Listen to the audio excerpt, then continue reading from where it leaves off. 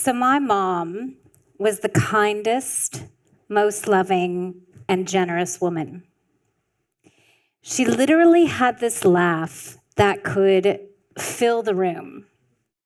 Now, as a teenager, I wanted to disown her and her laugh, but I would do anything to hear it now. My mom had the most amazing capacity for joy. But even as a child, I could feel that she carried around a lot of pain. You see, she grew up in a very critical household with 2 alcoholic parents. You have to imagine she lived in the Southern Belle part of the US, so status and appearance was really important.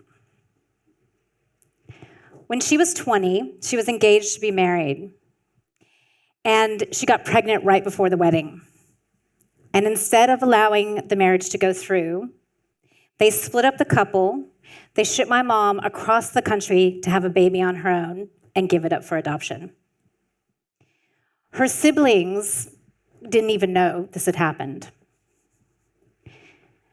Eventually, my mom married my dad, and he left her not once, but twice, and she was forced to raise 2 kids on her own. When I was in high school, my mom made a horrible mistake at work, and very abruptly, she ended up in jail for 4 months, which turned our whole family upside down. And probably the most challenging experience my mom had was she met a man that promised her the world, and she ended up getting lost in Pakistan for more than 2 years.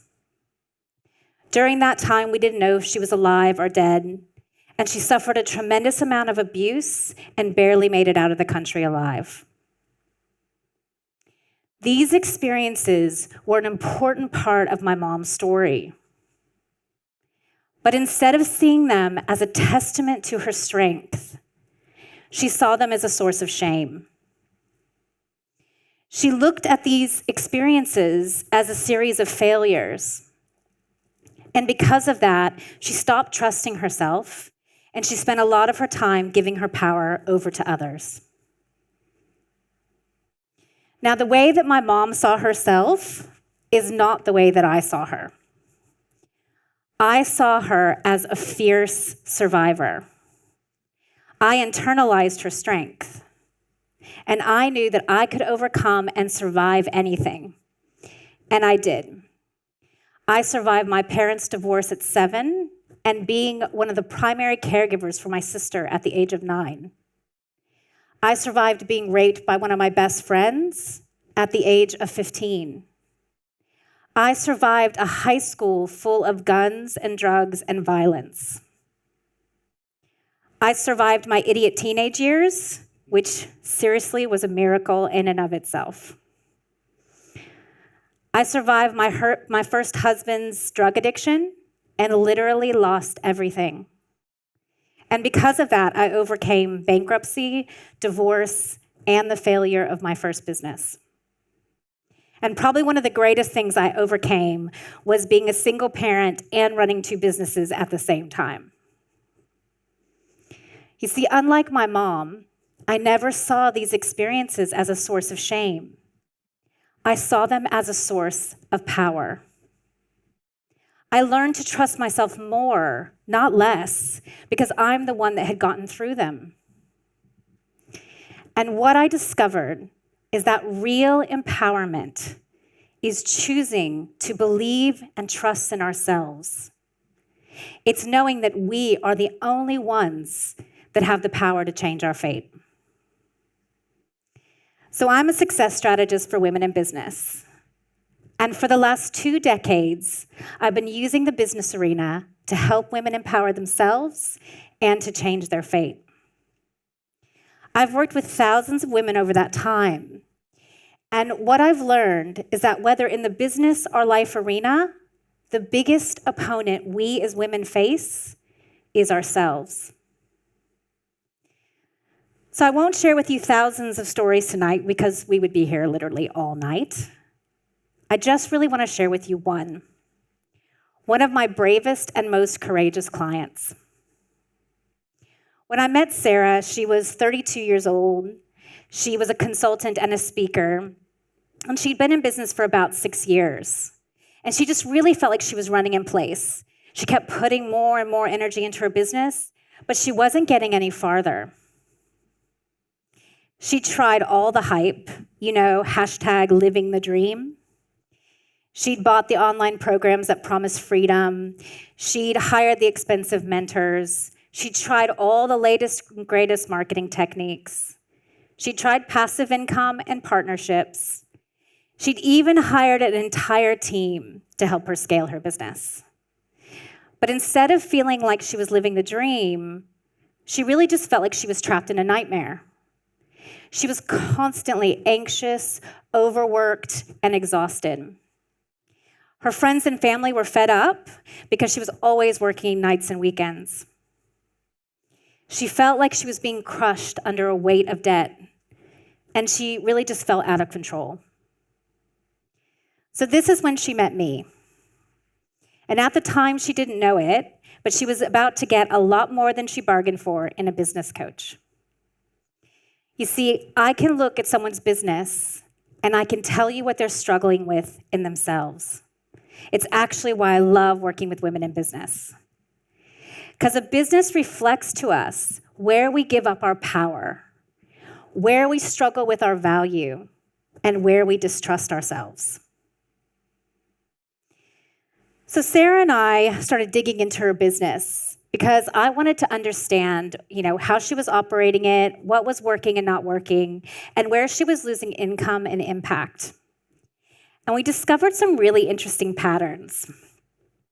Sarah would make a decision in her business, big or small, and almost immediately doubt herself. And then she'd let someone else make the decision for her. She struggled with setting boundaries, so her clients and employees were walking all over her. And she constantly compared herself to others and to the media hype and felt like she was never accomplishing enough. I mean, she'd been in business 6 years, and she wasn't making 6 figures. She wasn't sitting on the beach with passive income, and she certainly didn't feel free. So together, Sarah and I, piece by piece, took back the reins of her business and life. She had to change the way she saw herself and her business. She had to take back leadership from her clients and employees, and that's no easy task. She had to take back control of her time. But probably what we spent the most time on was working with her learning to trust and believe in herself again. You see, Sarah needed to know that her decisions, her wisdom, and her guidance were ultimately the only ones that matter. Not mine, not some other expert, and definitely not some secret to success she hadn't figured out yet. She needed to know what it felt like to stand in her power. She needed to know that she was the one that had to determine her fate. So as you can imagine, this was not an overnight process. And oftentimes it was 1 step forward and 2 steps back. And sometimes Sarah was seduced by the idea of a quick win, and she would try to shortcut the process. But instead of getting farther along, it actually veered her completely off track. Because, see, Sarah needed to build skills, and skill building takes time. And the most important skill that Sarah needed to build was learning to believe and trust in herself again. So one of the battles that Sarah and I often encountered was around all the social media hype and marketing messages is about how easy it is to succeed in business, how easy it is to find freedom. Hashtag living the dream, hashtag empowerment, hashtag 10K in 10 days. These social media messages and marketing, they sabotage women's success. They reinforced for Sarah that she was a failure because she tried it all and still hadn't succeeded. They distracted her from the real work, which is the internal work, and that's the hard work. And they constantly had her putting her hope and belief in something outside herself. So eventually, Sarah, she stopped listening to the hype and she stopped going for quick wins. And yes, her business radically transformed. But when she talks about her work with me, she doesn't talk about her business. She talks about her freedom. She talks about how empowered she feels in her life, her relationships, and yes, her business too. She talks about how much she loves her life and her work now. And she talks about how finally she believes and trusts in herself. You see, that is the greatest part to Sarah's success story. I've been in the trenches with women for a long time, and Sarah and my mom's stories are just two of thousands I've had the honor to be a part of. I'm an advocate for shifting the systems and the attitudes in the world that are disempowering women. But what we first have to address is what we are doing to ourselves. When we distrust ourselves, we disempower ourselves. When we look at our struggles and failures as weakness, we deny our strength. When we try to shortcut the path to empowerment, we lose the skills that guarantee our success. And when we put our hope in false messages of success and we compare ourselves to others, we deny our greatest potential. You see, I believe it's time for us to change our fate.